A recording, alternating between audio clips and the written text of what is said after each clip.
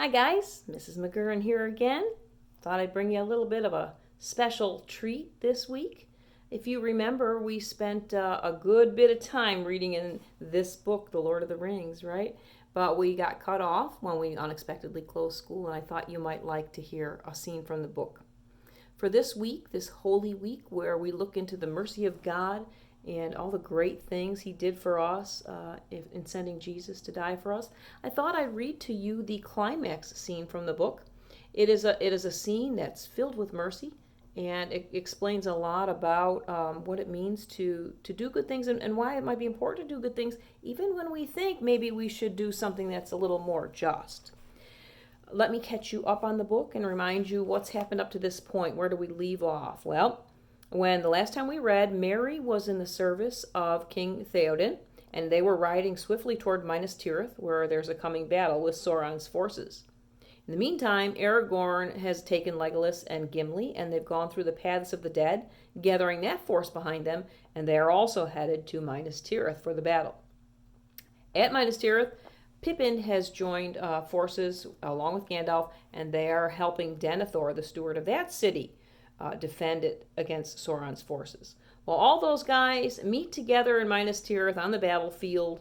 There's some joyous reunions, and they ultimately defeat the forces that were sent against the city. While that's all happening, Sam is over. If you remember that Frodo was stung by Shelob, he was temporarily put unconscious, and Sam thought he was dead. While Sam thought he was dead, the orcs got a hold of Frodo and have put him in a prison high in a tower. Sam rescues Frodo from the tower, and the two make their way on the long, arduous journey across the plain of Mordor toward Orodruin, which is Mount Doom, the place where the ring was forged originally and where it needs to be cast or thrown into the fire of that volcano and destroyed forever. Once it's destroyed, Sauron is destroyed and his power is destroyed, and that's the goal here. But as they get closer and closer to the mountain, the burden and the heavy weight of the ring, they start to really weigh on Frodo, and it gets to where he can't even hardly walk anymore. So by the time they get to the mountain, Sam is got Frodo piggyback up on his shoulders, kind of carrying and dragging him up the mountain. That's where we'll cut in and pick up with Sam carrying his master. Sam lifted Frodo and drew his hands down to his own breast, letting his master's legs dangle. Then he bowed his head and struggled off along the climbing road. It was not as easy a way to take as it had looked at first. By fortune, the fires that had poured forth in the great turmoils had flowed down mainly on the southern and western slopes. Panting under his load, Sam turned the bend, and even as he did so, out of the corner of his eye, he had a glimpse of something falling from the crag, like a small piece of black stone that had toppled off as he passed. A sudden weight smote him, and he crashed forward, tearing the backs of his hands that still clasped his master's. Then he knew what had happened, for above him, as he lay, he heard a hated voice. "Wicked master," it hissed. "Wicked master cheats us! Smeagol, Gollum. He mustn't go that way. He mustn't hurt Precious.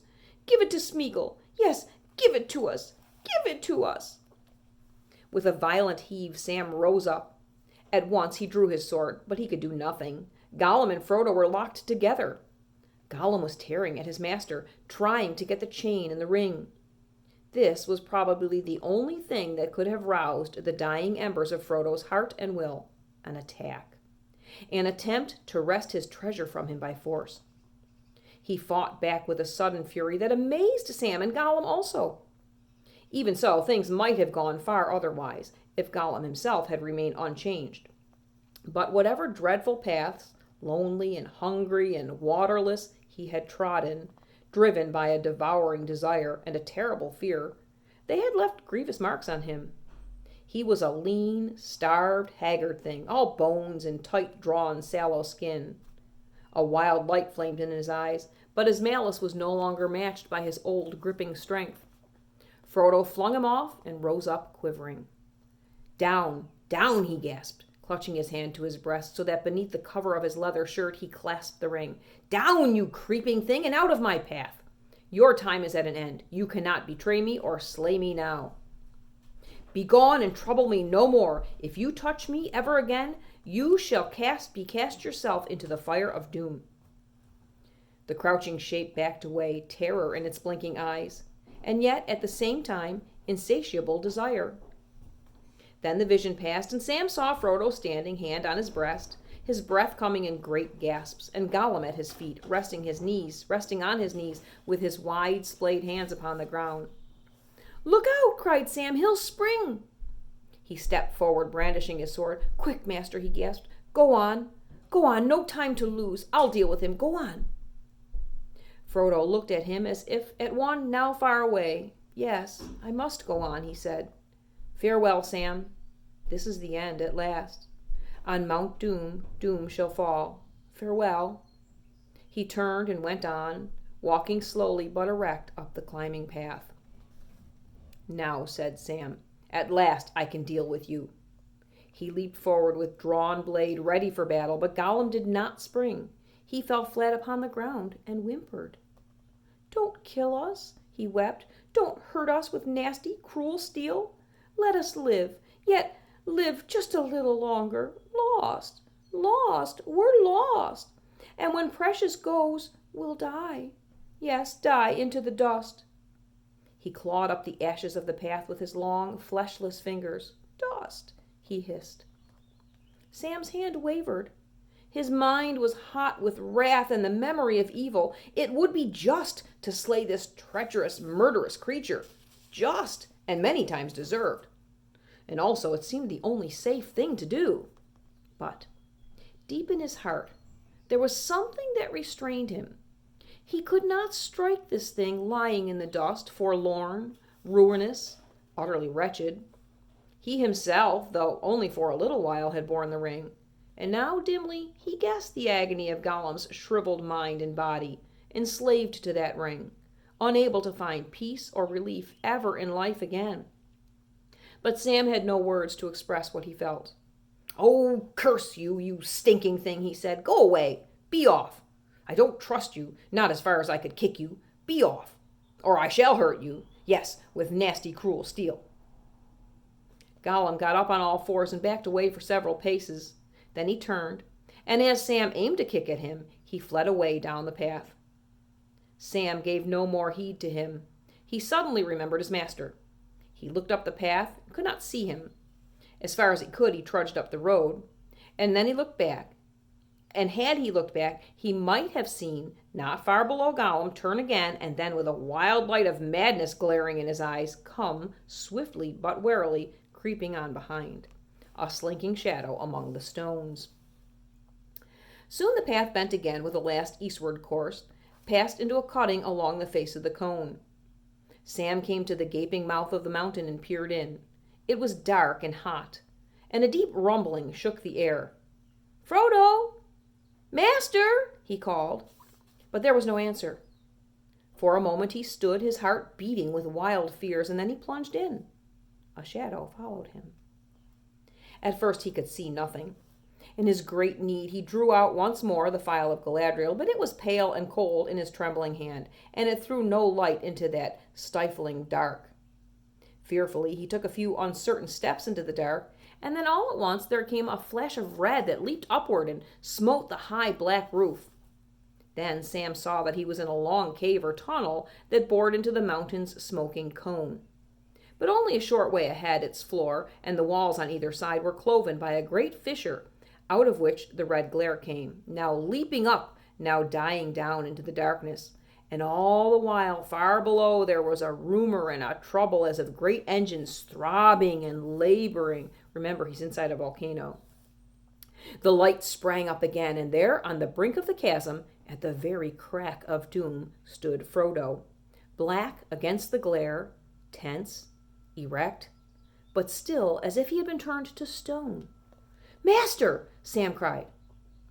Then Frodo stirred and spoke with a clear voice, indeed, with a voice clearer and more powerful than Sam had ever heard him use, and it rose above the throb and turmoil of Mount Doom, ringing in the roof and walls. "I have come," he said, But I do not now choose to do that which I came to do. I will not do this deed. The ring is mine." And suddenly, as he set it on his finger, Frodo vanished from Sam's sight. Sam gasped, but he had no chance to cry out, for at that moment many things happened. Something struck Sam violently in the back. His legs were knocked from under him, and he was flung aside, striking his head against the stony store, as a dark shape sprang over him. He lay still, and for a moment all went black.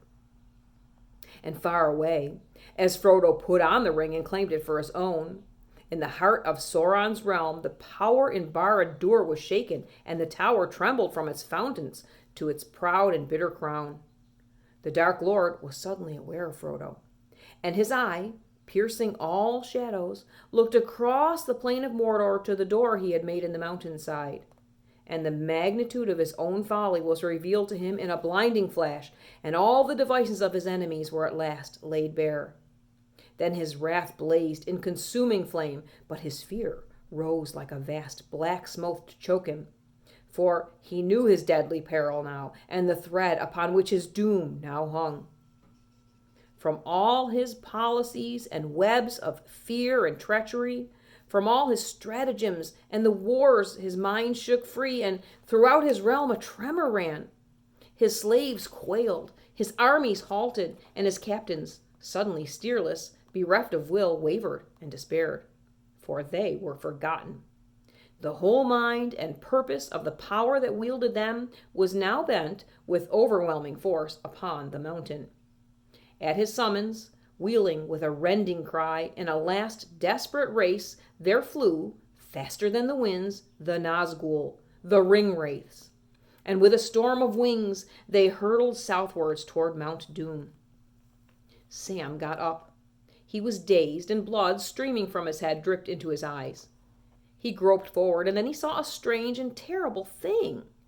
Gollum, on the edge of the abyss, was fighting like a mad thing with an unseen foe. To and fro he swayed, now so near to the brink that almost he tumbled in, now dragging back, falling to the ground, rising and falling again. And all the while he hissed, but spoke no words. The fires below awoke in anger. The red light blazed, and all the cavern was filled with a great glare and heat. Suddenly, Sam saw Gollum's long hands draw upwards to his mouth, his white fangs gleamed, and then they snapped as they bit. Frodo gave a cry, and there he was, fallen upon his knees at the chasm's edge. But Gollum, dancing like a mad thing, held aloft the ring, a finger still thrust within its circle, Frodo's finger. It shone now as if verily it was wrought of living fire. "Precious, precious, precious!" Gollum cried. "My precious! Oh, my precious!" And with that, even as his eyes were lifted up to gloat on his prize, he stepped too far, toppled, wavered for a moment on the brink, and then, with a shriek, he fell. Out of the depths there came his last precious wail, "Precious!" And he was gone. And there was a roar and a great confusion of noise. Fires leaped up and licked the roof. The throbbing grew to a great tumult, and the mountain shook. Sam ran to Frodo and picked him up and carried him out the door. And there, upon the dark threshold of the door, high above the plains of Mordor, such wonder and terror came on him that he stood still, forgetting all else, and gazed as one turned to stone. Orodruin reeled. Fire belched from its riven summit. The skies burst into thunder, seared with lightning. Down like lashing whips fell a torrent of black rain. And into the heart of the storm, with a cry that pierced all other sounds, tearing the clouds asunder, the Nazgul came, shooting like flaming bolts, as caught in the fiery ruin of hill and sky, they crackled, withered, and went out. "Well, this is the end, Sam Gamgee," said a voice by his side. And there was Frodo, pale and worn, and yet himself again. And in his eyes there was peace now. Neither strain of will, nor madness, nor any fear. His burden was taken away. There was the dear master of the sweet days in the Shire. "Master!" cried Sam, and fell upon his knees. In all that ruin of the world, for the moment, he felt only joy, great joy. The burden was gone. His master had been saved. He was himself again. He was free. And then Sam caught sight of the maimed and bleeding hand. "Your poor hand," he said, "and I have done nothing to bind it, or I have nothing to bind it with or to comfort it. I would have spared him a whole hand of mine rather. But he's gone now, and beyond recall, gone forever." "Yes," said Frodo, "but do you remember Gandalf's words? When he said, 'Even Gollum may have something yet to do.' But for Gollum, Sam, I could not have destroyed the ring. The quest would have been in vain, even at the bitter end, so let us forgive him. For the quest is achieved, and now all is over. I'm glad you are here with me, here at the end of all things, Sam." Now that isn't the end of the book. I'm reading it this spot right here, so there's still all of this. But I'll tell you that the story goes on. Sam and Frodo get rescued. That's kind of a really neat rescue. And the characters defeat the final forces. They forgive the enemy and let them go home. Sauron's gone. The Nazgul are gone. It's all been destroyed. And folks live mostly happily ever after and rebuild Middle-earth after that point. But I want to make a point here about this in this last scene and this idea of mercy and goodness. So it was not, Frodo was wanting to be the hero. He was willing to be the hero, but he wasn't able to. He wasn't strong enough. He wasn't good enough. It needed help. And pity and mercy were some of the help that rescued him in the end, that he had been merciful and he had pity. And so Gollum was there to finish the task that Frodo couldn't do, even though Gollum wasn't trying to do good. He fell on accident. But that's a good thing for us to remember, because as Christian people, we're always trying to be good. We want to be the hero. We want to help people. We want to bless people. We want to rescue people from difficult situations. But we're not perfectly good, and we're not perfectly capable, and we don't do perfectly right things. And sometimes we need help. Nice thing is, because of the mercy of God and the death of Jesus, our burden has been lifted, and the help is there available to us. And so it's a really good time to read this part of the story and to be remembering that we need to be merciful also, just like God has shown mercy to us. And we need to help when we can, but know that really ultimately everybody's help comes from God. Hope you enjoyed this little bit of the story, and I'll talk to you again next week. Bye-bye.